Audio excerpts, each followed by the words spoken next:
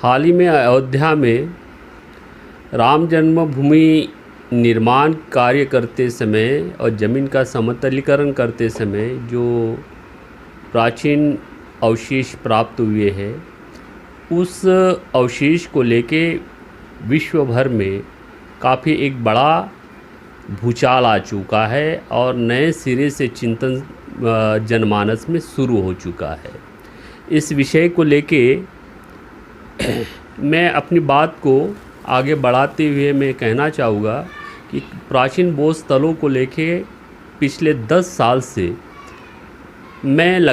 हम लोग लगातार इस क्षेत्र में काम कर रहे हैं, तो मैं अपने अनुभव को कुछ शेयर करना चाहूँगा। प्रश्न ऐसा है कि 9 नवंबर 2019 को सुप्रीम कोर्ट ने विवादित अयोध्या की विवादित ज़मीन को सरकार को हस्तांतरित करके सरकार ने राम जन्म मंदिर का निर्माण के लिए ट्रस्ट निर्माण किया था। अभी ये बात हो गई 6 महीना पुरानी, लेकिन 21 मई 2020 को वहाँ पे ज़मीन का समतलीकरण करते समय जो एंटिक्विटीज़ मिली हुई है, प्राचीन जो अवशेष प्राप्त हुए हैं, उसको लेके मीडिया में ये कहा गया है कि वो शिवलिंग है और उसको राम जन्मभूमि या राम के साथ में उन सारे एंटिक्विटीज़ को, उन सभी प्राचीन अवशेष को जोड़ा गया है। ये मीडिया का अपना तर्क है, अपनी उनकी बोली भाषा है और उनकी अपनी समझ है, लेकिन वास्तविक रूप से जो प्राचीन अवशेष वहाँ पे प्राप्त हुए हैं, वो अवशेष किस धार्मिक संप्रदाय से मिलते हैं या मेल खाते हैं, इसका निर्णय कौन करेगा, इसको कौन डिसाइड करेगा?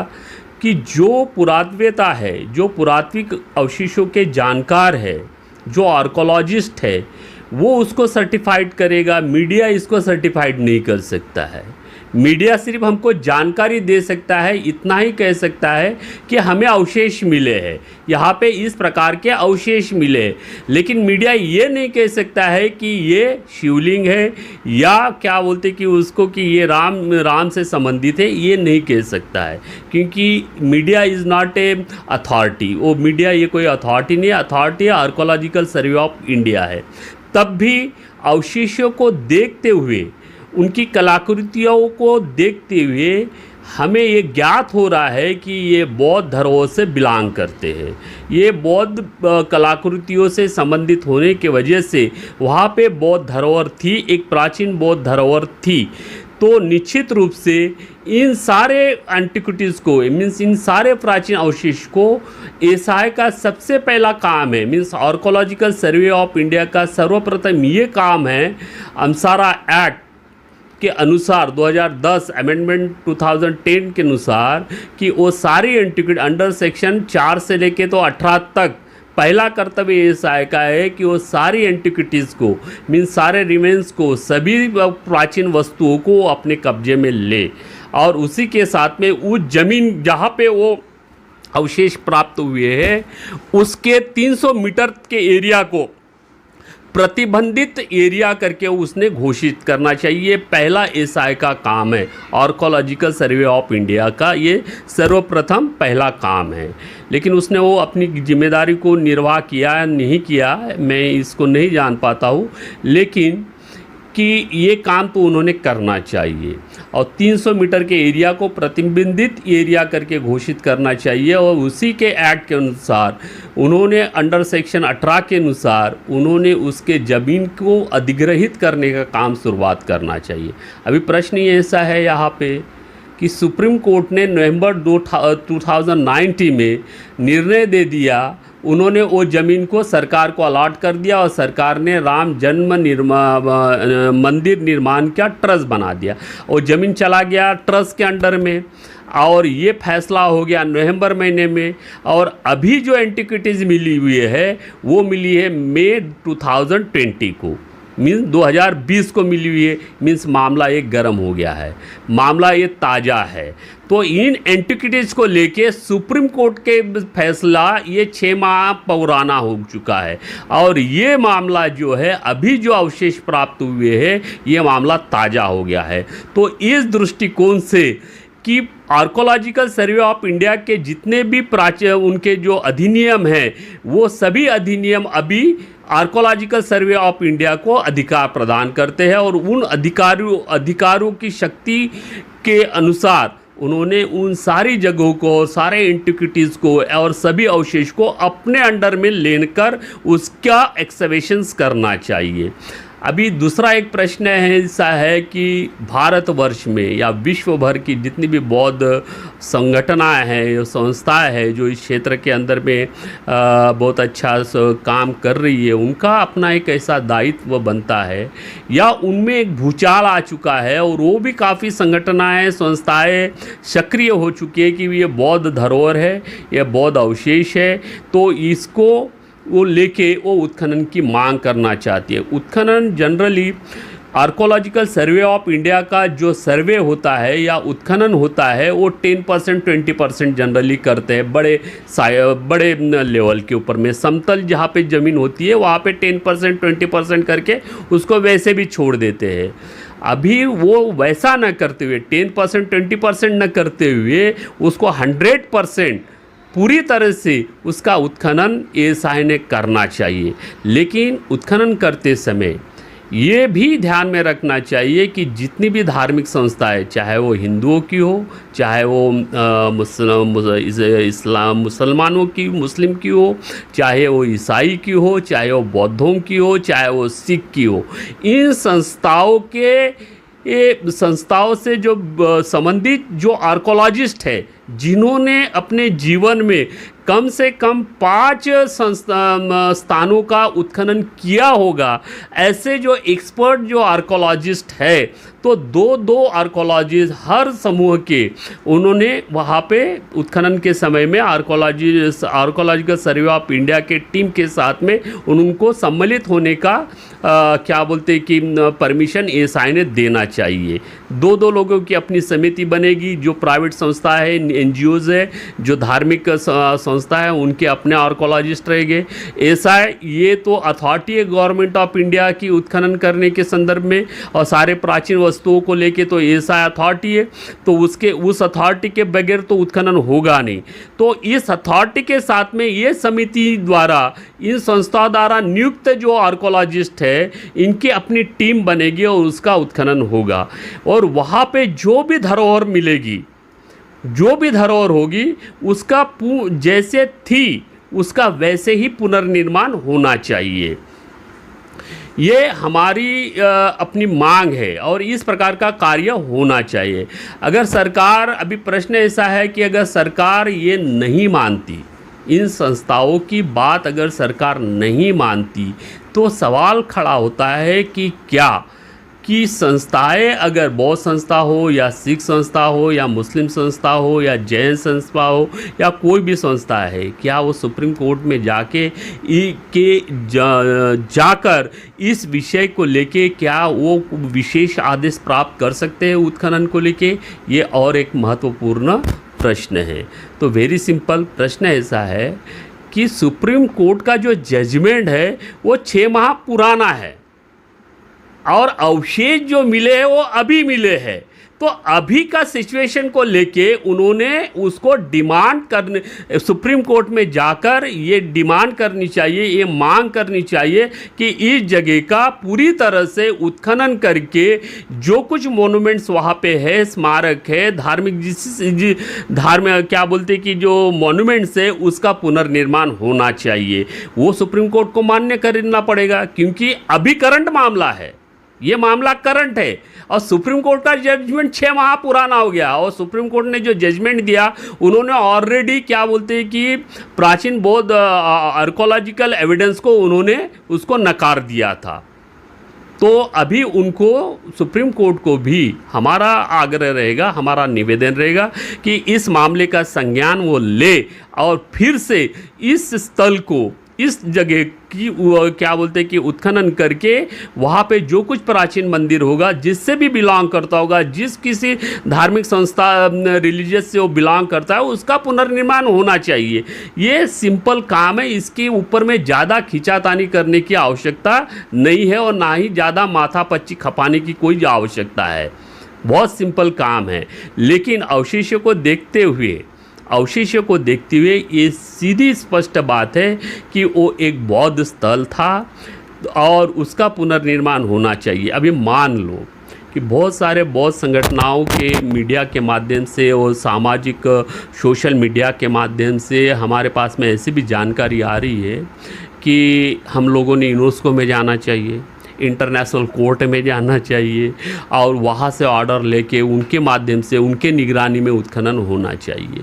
ये हम मांग कर सकते हैं, हम रिक्वेस्ट कर सकते हैं यूनो को। उसके बाद में इंटरनेशनल कोर्ट में तुम्हारी कैसे अपील होगी? ये मामला तो कोई दो देश के बीच का झगड़ा तो नहीं है, ये डोमेस्टिक मामला है। ये डोमेस्टिक मामला है तो वो तो बोलेगा तो अपने घर में, घर का मामला है, अपने घर में सुधारो, ये चीज़ें क्या है करके। लेकिन Buddhism is the international. Buddhism is not A only for the limited of the India. ये सिर्फ मात्र भारत तक सीमित नहीं है, ये पूरे विश्व में फैला हुआ है और बुद्ध के अनुयायी जो है पूरे विश्व में है। और एशिया में बौद्ध राष्ट्र धरती पर खड़े हैं। तो बौद्ध राष्ट्र अगर वो की जो संस्था है और अगर उनको लगता है कि यहाँ पे कि भाई इंडियन मीडिया के माध्यम से हमें ऐसी जानकारी मिली है कि अयोध्या में जो अभी हाल ही में जो प्राचीन प्राचीन अवशेष मिले हैं वो बुद्धिज़्म से बिलोंग करते हैं, ऐसा हमारा मत है, तो उसका पूरी तरह से उत्खनन होना चाहिए। तो फॉरेन की बुद्धि संस्था है वो यूनेस्को भी जा सकती है और इंटरनेशनल कोर्ट में भी जा सकती है, उनको वो राइट्स है। तो उसको इंटरनेशनल कोर्ट ये नहीं बोलेगा ये तुम्हारे घर का मामला है करके। तो वो शायद वहाँ पे क्या बोलते हैं कि उसमें क्या बोलते हैं कि हमें चांसेस है कि हमको सम्मिलित होने का। अगर भारतीय कोर्ट नहीं मानता होगा, सुप्रीम कोर्ट ने अगर ये हमारे पिटीशन को क्या बोलते हैं कि डिसमिस कर देता है, हमारी मांग को नहीं मानते हैं, हमारे निवेदन को, तो फिर ये फॉरेन के इंटरनेशनल बुद्धि संस्था के माध्यम से और वहाँ के लोगों को एक्टिव करके वो मामला वहाँ सलट सकता है, ऐसा मेरा मत है। लेकिन इसमें मैं कंफर्म नहीं हूँ क्योंकि ये लॉ का मैटर है, इंटरनेशनल लॉ का मैटर है, इसमें मुझे भी ज़्यादा जानकारी नहीं है। लेकिन ऐसा मेरा मत है जो मैं आपके साथ में शेयर करता हूँ। रहा अयोध्या का इतिहास कोरिया से भी कनेक्टेड है, क्योंकि कोरिया की जो रानी है वो हर साल दीपावली के समय में अभी हाल ही में आई थी वहाँ पे अयोध्या में। तो कोरिया के रानी या साउथ कोरिया का दक्षिण कोरिया का लोगों का जो फेथ है, उनका जो विश्वास है, जो उनका अटैचमेंट है, वो अयोध्या से ज़्यादा है। उसका एक कारण भी है। अयोध्या में 7वीं सदी में, या मुझे एग्जैक्ट वो क्या बोलते कि पीरियड ध्यान में नहीं आ रहा है, उसके ऊपर मैंने काफ़ी लिखा है। तो वहाँ पे 2 जुड़वा बहनें थी। उन 2 जुड़वा बहनों में से एक ने उस समय में कोरिया था, साउथ कोरिया नॉर्थ कोरिया नहीं था, कोरिया के राजा के साथ में शादी विवाह किया था और वो अयोध्या से साउथ कोरिया चली गई। तो उसका स्मारक सेउल में है, साउथ कोरिया में सेउल में है। तो इसलिए आप देखोगे अयोध्या जो लोग गए हैं या अयोध्या में जितने भी लोग रहते हैं आज फ़िलहाल में, तो जितने भी प्राचीन मंदिर है वहाँ पे अयोध्या में, वहाँ पे हर मंदिर के ऊपर में ट्विन फिश मिलेगी, जुड़वा 2 मछलियाँ मिलती है। तो 2 जुड़वा मछलियों का उन जो क्या बोलते कि जो साउथ कोरिया के राजा के साथ में जिसने विवाह किया था अयोध्या के लड़की ने, शी वॉज द बुद्धिस्ट, वो पूरा हिस्ट्री में लिखा हुआ है, साउथ कोरिया के हिस्ट्री में वो सारी चीज़ें मिलेगी। द ट्विन फिश करके बुक्स है साउथ कोरिया के आर्कोलॉजिकल विभाग का, उसमें वो पूरा डिटेल्स हिस्ट्री है, उसका मैंने अनुवाद करके लिखा भी है, लेकिन अभी वो पब्लिश नहीं हुआ, होगा बाद में। लेकिन हमारा वो भी कनेक्शन से, ये एक चीज़ होगी। अभी सवाल खड़ा होता कि बौद्ध अवशेष वहाँ पे हमको प्राप्त होते हैं या मिलते हैं, या हमारा दावा जो वहाँ पे है कि वहाँ पे बौद्ध विहार है करके, तो हम किस आधार पे बोलेंगे? तो वेरी सिंपल, इसमें भी ज़्यादा माथापच्ची खर्चा करने की हमको आवश्यकता नहीं है। वेरी सिंपल, बुद्ध के हयात में विशाखा नाम की एक बेटी थी, धनंजय की पुत्री थी वो, और विशाखा बुद्ध के संपर्क में आके 7 साल में ही वो श्रोतापन हो चुकी थी। और फिर बाद में जो साकेत था, जो आज के वर्तमान में उसको अयोध्या किया बोला जाता है, कहा जाता है, ये साकेत कौशल प्रदेश का एक पार्ट था, शहर था। और कौशल प्रदेश की राजधानी श्रावस्ती हुआ करती थी, और श्रावस्ती का राजा प्रसेनजीत हुआ करता था। तो श्रावस्ती के अंदर में धन कुबेर, मगध के राज्य के मुकाबले में कौशल प्रदेश में धन कुबेर बहुत कम थे, और जिस राज्य में धन कुबेर सबसे ज़्यादा हो उस राज्य की प्रतिष्ठा बहुत ज़्यादा हुआ करती थी। तो प्रसेनजीत को भी लगा कि मेरे राज्य में धन कुबेर बहुत कम है, मगध में बहुत ज़्यादा है, तो क्यों नहीं मैं बिंबिसार को जाके निवेदन करूं कि कुछ धन कुबेर मेरे राज्य में भेजे, ताकि मेरे भी राज्य में आर्थिक समृद्धि हो सके। तो प्रसेनजीत राजा बिंबिसार के पास में गया, उन्होंने निवेदन किया, तो उन्होंने बोला कि भैया ठीक है, मेरे राज्य का कोई धन कुबेर मैं तेरे राज्य में तो नहीं भेजूँगा, लेकिन जो मेंढक है, जो धन कुबेर है, मैं उनसे निवेदन करूँगा कि आप जाके वहाँ पे व्यापार करो करके कौशल प्रदेश में। तो मेंढक को बुलाया गया, वो ही वाज धन कुबेर, उस समय का वो इंडस्ट्रियलिस्ट था, बहुत बड़ा व्यापारी था, धन कुबेर था। वो आया तो उसने बोला कि मैं तुम्हारे राज्य में आके व्यापार नहीं करूँगा, किंतु अभी राजा है, उसका रिस्पेक्ट करना है, तो क्या किया जाए? तो फिर मेंढक ने बोला कि मेरा बेटा जो है धनंजय, वो आपके राज्य में आके व्यापार करेगा, श्रावस्ती में आके व्यापार करेगा। लेकिन फिर धनंजय को बुलाया गया, तो धनंजय ने बोला कि मैं निश्चित रूप से आपके राज्य में आके व्यापार करूँगा, किंतु मैं आपके जो श्रावस्ती नगरी है, मैं वहाँ आकर व्यापार नहीं करूँगा, बल्कि मैं साकेत जाके व्यापार करूँगा। तो मेंढक ने विशाखा को लेके सीधे वो साकेत चले गए, और विशाखा बचपन से ही भगवान बुद्ध की अनुयायी रहने के वजह से उसको बहुत आस्था थी, बहुत विश्वास था बुद्ध के ऊपर में, वो श्रद्धावान थी। तो वहाँ पे बुद्ध के क्या बोलते कि वर्षावास के लिए उन्होंने विहार भी बनवाया था। फिर बुद्ध के महापरिनिर्वाण के बाद में वहाँ पे दंत धातु भी अवशेष भी प्राप्त हुए थे, केश धातु भी प्राप्त हुए थे। ऐसा बहुत बड़ा गार्डन था, अंजलिंग ऐसे कुछ तो भी वो नाम है, मुझे वो सारा डिटेल्स नहीं है, लेकिन वो धीरे धीरे मैं आपको समय समय पे बताऊंगा। तो वो वहाँ पे जाके विहार बनाया था। अभी कालांतर के बाद में समय बदलता गया, संस्कृतियाँ बदलती गई, सामाजिक परिवर्तन जैसे जैसे बदलता है, सामाजिक स्थितियाँ बदलती है तो भाषा बदलती है, भाषा बदलती है तो रंग रूप बदल जाता है। तो फिर अशोक का ज़माना आ गया, तो और अशोक ने भी उसको काफ़ी डेवलप किया। फिर बाद में अशोक जाने के बाद में कनिष्क आए, तो कनिष्क ने भी उसको डेवलप किया। फिर कनिष्क चले गए, जो कनिष्क के बाद में गुप्त राजा आ गए, समुद्रगुप्त आ गए, उन्होंने भी उसको डेवलप किया।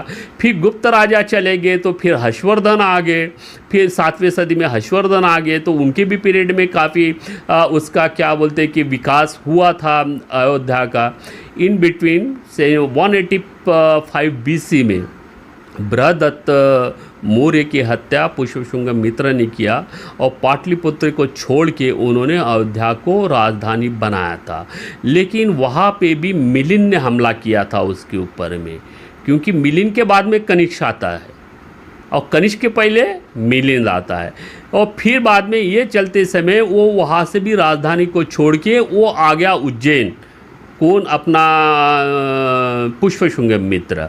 तो फिर बाद में वहाँ पे कनिष्क का राज आ गया, तो कनिष्क के दरबार में जो है अश्वघोष भी बहुत बड़े कवि रहे, और अश्वघोष जो है वो अयोध्या का उनका जन्म स्थान है, और ये संस्कृत का महापंडित रहा। बाबा साहब ने भी अश्वघोष की रचनाओं की बहुत बड़ी तारीफ़ की है, काफ़ी प्रशंसा की है, और उन्होंने अपने वॉल्यूम नंबर 20 में अश्वघोष की जो रचना है उसका भी बहुत बड़ा उल्लेख किया है। तो अश्वघोष से भी वो अयोध्या बिलोंग करती है, उनसे भी संबंधित है। अश्वघोष वही के रहने वाले, अयोध्या के। ही वाज ए ब्राह्मण, तो ब्राह्मणों को भी अपने पूर्वजों के साथ में क्या बोलते कि आस्था होनी चाहिए, और उनके भी अवशेष ढूंढना चाहिए कि भाई अश्वघोष का कहाँ मकान था, उनके क्या अवशेष है। तो ये ब्राह्मण जितनी भी संगठनाएं, वो उनका भी अपना दायित्व बनता है। तो वो अपने दायित्व को अगर निर्वाह न करती, क्या बोलते हैं कि ये जो राम जन्मभूमि को लेके जो बात कर रहे हैं, मेरा अपना दावा है, आसमानों का दावा है, धरती के गर्भ में आप कहीं पे भी कुदाड़ी मारो, अयोध्या में छोड़ो, पूरे भारतवर्ष में आप कहीं पे भी कुदाड़ी मारो, वहाँ से आपको बुद्ध ही मिलने वाला है, दूसरा कुछ नहीं मिलने वाला है। आर्कोलॉजिकल विभाग जो नागपुर में हैं, आप उनके विभाग में जाइएगा, वहाँ पे जो ग्राउंड फ्लोर पे है जो लाइब्रेरी है, वहाँ पे लगभग 60-70% तो बुद्धिज़्म के एक्सिबिशन, जो आर्कोलॉजिकल एक्सिबिशंस रिपोर्ट है उसमें तो लगभग 70% तो बुद्धिस्ट साइट्स के ही है। तो ये हमका प्रमाण है कि इसमें ये नहीं मिलने वाला है। तो जो भी है, तो फिर बाद में हर्षवर्धन का ज़माना आ गया, हर्षवर्धन ने भी अच्छा डेवलप किया। फिर बाद में धीरे धीरे जो राजाएं आते गए, फिर वहाँ पे आक्रमण होते गया, और फिर उसके ऊपर में मिट्टी बैठते गई, मिट्टी हटाकर फिर दूसरा और वहाँ पे निर्माण कार्य हो गया। तो मेरा ये मत है कि उत्खनन पूरी तरह से होना चाहिए, वो बॉटम लेवल तक जाना चाहिए, और नीचे के लेवल तक जाना चाहिए। जब तक हम पूरे नीचे के लेवल तक जाएंगे नहीं, तो वो जो विशाखा द्वारा निर्माण किया बौद्ध विहार है वो हमको मिलेगा नहीं, क्योंकि उसके ऊपर में शताब्दियों में जो जो राजा आए उनका अपना निर्माण कार्य है। तो निर्माण कार्य का पॉलिश करते हुए उसके सफाई करने के बाद ही हम लोग नीचे जाएंगे, ये निश्चित है। अभी उसमें ज़्यादा खींचातानी करने की आवश्यकता नहीं है सरकार को, और ना ही ज़्यादा उसको हिंदू महासभा जो है उन्होंने भी उसमें संज्ञान लेना चाहिए, और समझदारी दिखानी चाहिए उन लोगों ने कि भाई ये जो एंटिक्विटीज़ मिली है, जो यहाँ पे प्राचीन बौद्ध अवशेष मिले हुए हैं, ये किसके है क्या है हम नहीं जानते, लेकिन इस जगह का पूर्ण रूप से उत्खनन होना चाहिए, ऐसा उन्होंने भी बड़े दिल से, खुले दिल से कहना चाहिए, और सब मिलके वहाँ का उत्खनन करके जो भी वहाँ पे स्ट्रक्चर होगा उसका पुनर्निर्माण करके ये मामले को वहाँ पे समाप्त करना चाहिए, ताकि देश के अंदर में मैत्री और सौमनस्य का वातावरण निर्माण होना चाहिए। इतना कहते हुए अपनी बात को यहीं पे विराम देता हूँ। नमो बुद्धाय, जय गुरु।